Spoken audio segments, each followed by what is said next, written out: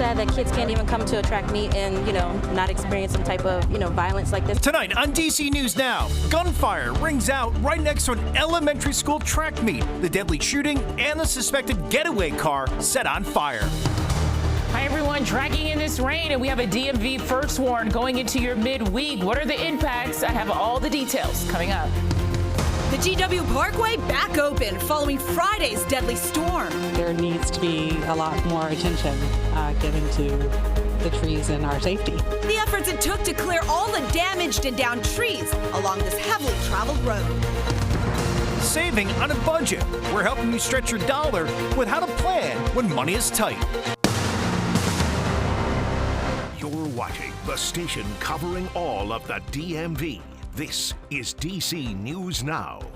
Hi, everyone. Thank you so much for joining us for DC News Now at 9. I'm Susan Tran. And I'm Chris Flanagan. All right, we may have just got done with the rain, but we're already bracing for yet another round. A live look right now from a rooftop camera here in the Georgetown area of DC. On the right, you can see our friends over in Roslyn, Virginia, and you see on the left, all right, the green, the rain is heading our way. Chief Meteorologist Janessa Webb joining us now, and it just starts like a little bit of green, and then, it gets way more colorful. Yeah, we're going to continue to watch that for tonight, and then let's go 24 hours of this rain situation. I am calling tomorrow washout. Hopefully you didn't get the car washed today. Let's hold off until Friday. We have a bigger event that's going to transpire overnight tonight. And so at this point, you are just dealing with minimal moisture farther to the west. We have hazards that are already in place out towards the Alleghenies, and this is why I issued the DMV first warn. It is for primarily western Maryland. You are going to get hit yet again with at least an inch of accumulation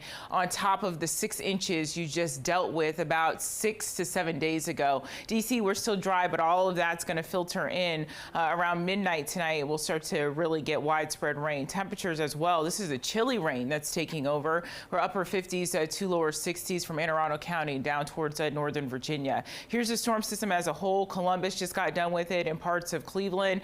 It will continue to slide over here into sections of PA, and then the backside is really what's going to be drenching us going into your Wednesday. We have impacts with this storm system from flooding, damaging winds. We'll talk more about that coming up. All right, Janessa, new tonight, the GW Parkway has reopened. The Park Police posting an update on social media. Crews, they have been working on the Parkway since Friday's deadly storm, clearing dozens of downed trees. Yeah, DC News Now's Daniel Hamburg joining us live tonight in Fort Hunt. Daniel, the cleanup certainly has not been easy. Chris and Susan, this was a massive undertaking because crews had to deal with more than 50 downed or damaged trees along this 2.5-mile stretch just south of Alexandria. Tonight, we asked an arborist what people should know about the health and safety of the trees around them. Tree trunks by the truckload were hauled away Tuesday afternoon. Crews working to clear debris on the GW Parkway 4 days after Friday's storm. I can see the difference in the view from here. The National Park Service says after checking out dozens of damaged trees, the road is safe for the public. It's an issue. We all want to be safe, right? Getting back and forth to work or driving even to the grocery store. Some neighbors above the Parkway are still concerned. My daughter was with me and she said, "Mom, I can't believe we're driving on the Parkway. Some of these trees still look very dangerous." So yeah, I mean, I do feel like there needs to be a lot more attention given to the trees and our safety. Widespread damage across Fairfax County could be an issue of maintenance, according to arborist Spencer Courtney. Like they haven't followed a regular pruning schedule where you're having the foliage thinned out to reduce that sail effect that kind of happens when wind catches those leaves. More rain Wednesday could cause an issue with excessive moisture. A lot of trees start to develop something called root rot, which is caused by a mold that is due to overwatering, or you're seeing soil runoff where the soil isn't as compacted as it was before. And that could cause the roots to break through the surface.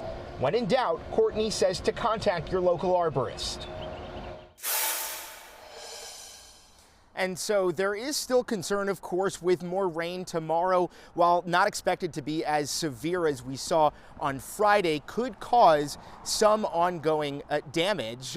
People in this neighborhood will certainly be more careful when traveling on these local roads. We're live in Fort Hunt. Daniel Hamburg, DC News Now. All right. Meanwhile, in Maryland, Allegheny County schools already announcing schools will be closed tomorrow. It follows severe flooding last week. That area could see more heavy rain in the forecast. There will be, though, virtual learning for all students.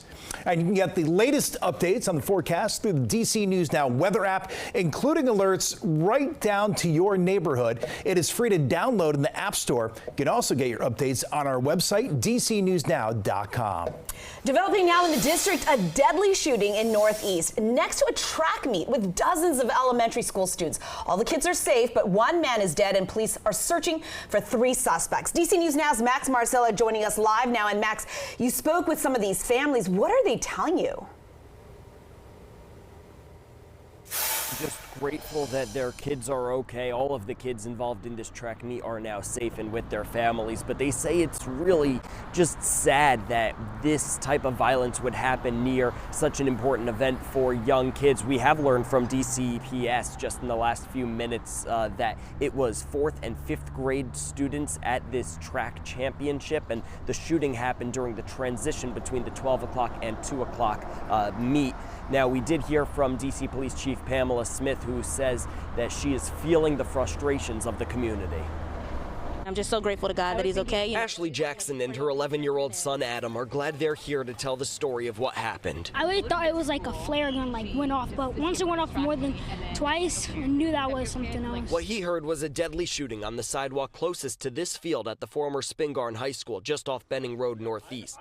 Police say 3 men got out of a car to shoot and kill a man walking here. We're going to do everything we can to find out who these individuals are, and we're going to hold them accountable. Right now, police haven't been able to find them. They did find what they believe was their getaway car lit on fire and left behind in the Fort Lincoln neighborhood. Meanwhile, the young track athletes, while physically safe, are shaken up. Everyone started running, and a teacher pulled me, and I hid behind this chair, and my other group went into this different area. It was pretty scary. Oh, we were scared. We didn't know how this was like. This was our first time in a shooting, so we were very scared. Both 9-year-old Ellie and 11-year-old Adam say teachers and coaches gave good direction to keep them safe. Both have trained for instances like this one in school. It's just sad that kids can't even come to a track meet and, not experience some type of, violence like this.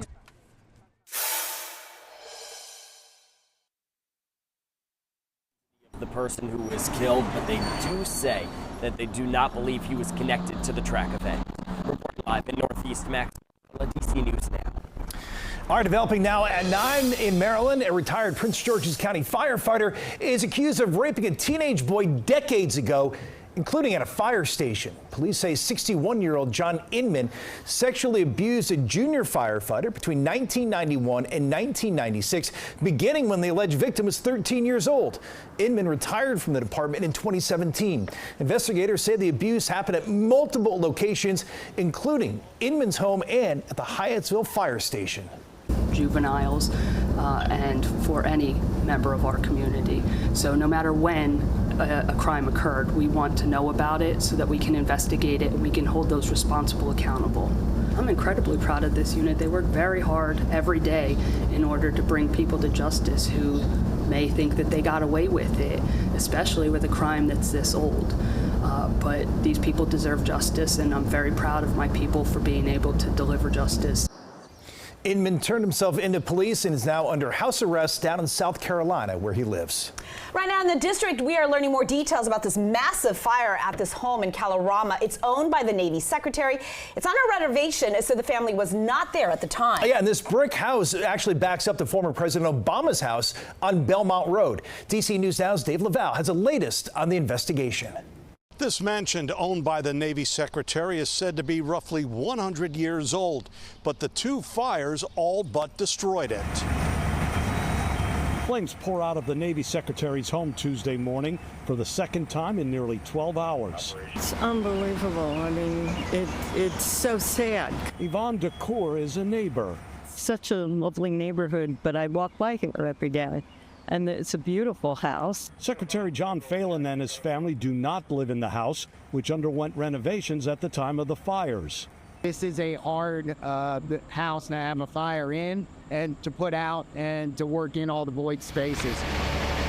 Firefighters returned roughly 6 hours after they extinguished the first blaze that erupted around 8:30 Monday night. It was out when we left, otherwise we wouldn't have left. An electrical problem is blamed for the first fire. We have not been able to determine the cause of the second fire or if it is related at all to the first fire. It's very sad because it's not something you can get back, and it's historical. A firefighter fell down an elevator shaft inside the mansion while he battled the fires. He's said to be okay. In the Calamora Heights neighborhood in Northwest, Dave Laval, DC News Now. All right, we have some big news from WMATA tonight. Metro says it has the green light to start using automated trains on 2 more lines. Starting Friday, trains on the green and yellow lines will automatically speed up, slow down, and stop at stations, while the train operators, they'll continue to work in the cab. Automation has been running on the red line since December, and a Metro safety group did raise concerns about the number of times automated trains blew past where they were supposed to stop. But WMATA says that there have been no safety issues or red signal violations for red line trains, and the group has now agreed to allow the automated service to expand. WMATA also unveiling its Pride-themed buses and trains. Millions of people are expected in the district for World Pride. Metro says it is ready to move those massive crowds. We'll start seeing these rainbow wrap rides Saturday, and they'll keep their colors right through June 8th. WMATA is also increasing service for the final weekend of World Pride. That is on June 6th through the 8th.